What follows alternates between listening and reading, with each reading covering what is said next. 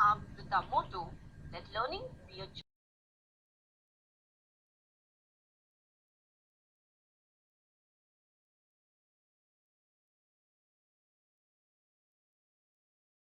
Hello students, this is Miss Ruhi from Thakur Vidya Mandir High School and Junior College. Welcome you to the online teaching for the new academic year 2020-2021. Students, today we are going to study 9th standard chapter number 8 Introduction to Economics. As you can see in this table, different items are given and estimated expenditure.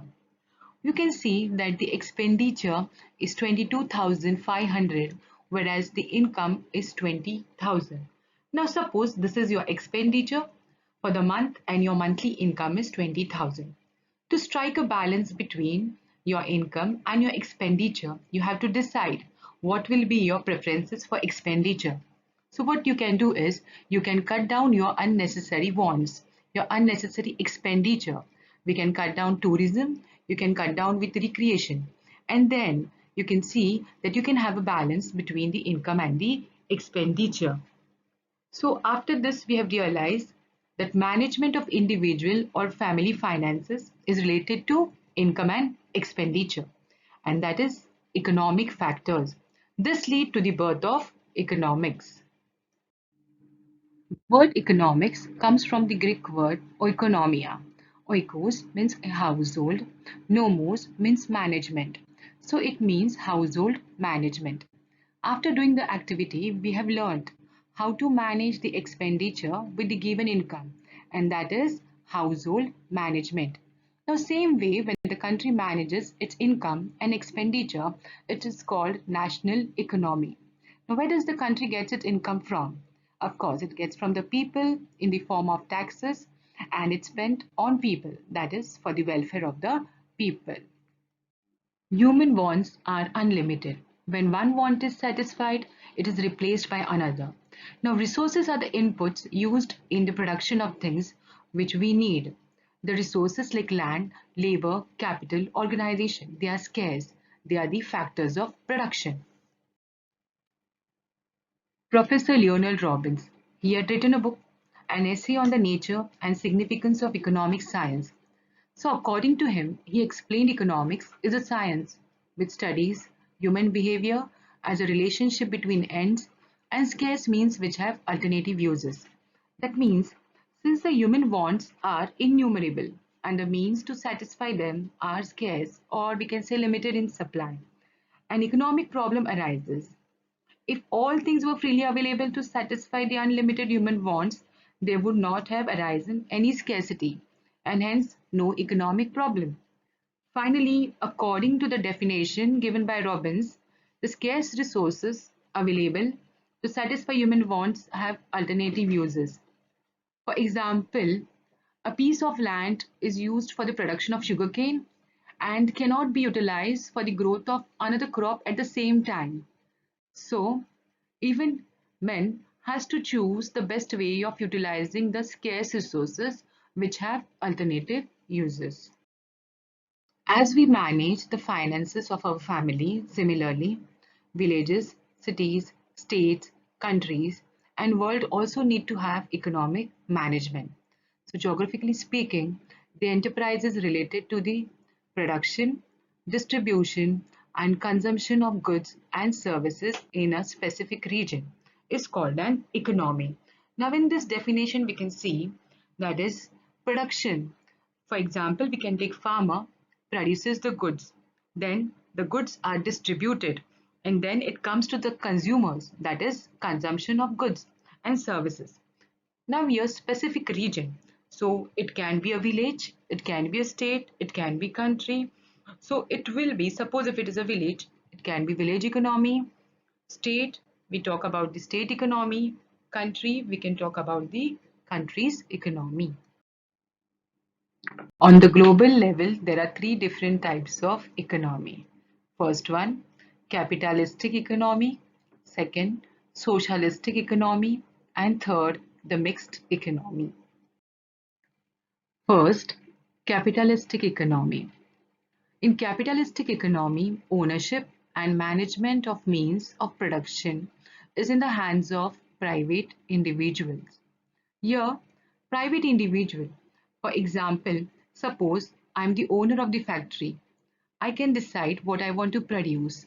We can take example of Reliance, Tata.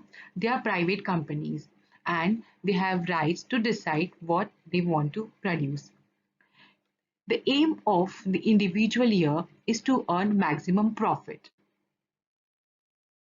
Germany, Japan, USA have adopted such type of economy. Second, socialistic economy.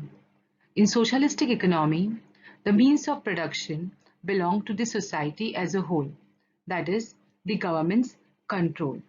For example, factories, land, institution, all belongs to the government. Now, the aim of the government over here is to achieve social welfare, that is, the welfare of the people. Example, China, Russia have adopted socialistic type of economy. Third, mixed economy. In mixed economy, we find coexistence of private and public sector. Private sector, we can take example of Tata Group, whereas public sector, we can take example of railways, which belong to the government, that is to the public. A balance between profit and social welfare is made. So profit by private individual, social welfare, that is for the people by the government. India, Sweden, UK have adopted this type of system. Now let us see the factors affecting an economy. First, population.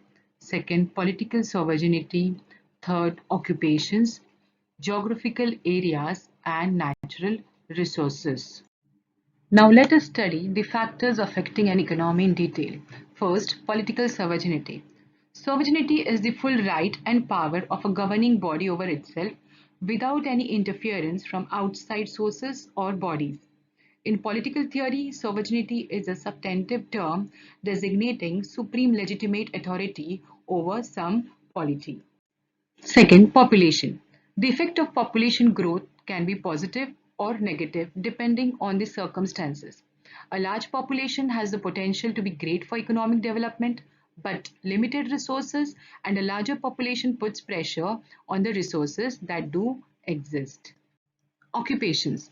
The supply of labor to particular occupations will depend on several factors, that is wages, qualifications and skills required, etc. Geographical areas and natural resources includes environmental condition, soil condition, water, land, flora and fauna, etc. Our next economist is Adam Smith. He was a Scottish economist, philosopher, and the author. Adam Smith is known as the father of economics. In his book Wealth of Nations, published in the year 1716, he has defined economics as the science of wealth. One of his quotes is, "No complaint is more common than that of scarcity of money."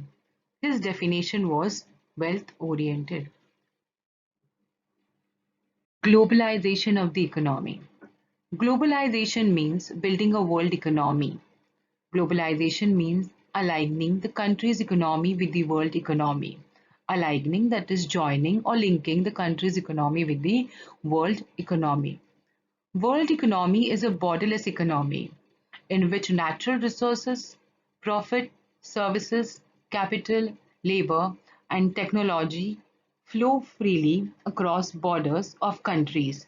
Here, world economy is a borderless economy. Here, there are no physical borders, whereas there is free flow of goods. People, they do migrate from one place to another in search of employment. We do have foreign investments in our country as well as we do invest outside. So here there is free flow of goods, capital, services, labor. So it is a borderless economy. Every country has a different economy. Nevertheless, the functions of the economy are similar. Some of the main functions of the economy are as follows. First, deciding the product and quality of its production. Second, Minimize the production cost as much as possible. Third, distribution of national income according to social and economic justice. That is, the government can distribute the national income equally among the rich and the poor. Fourth, making appropriate provisions for the economic needs of the future. For example, whatever resources we have today, we will use it to the fullest. But what about the future generation? So we need to search an alternative for the resources. Next, deciding for whom the goods will be produced.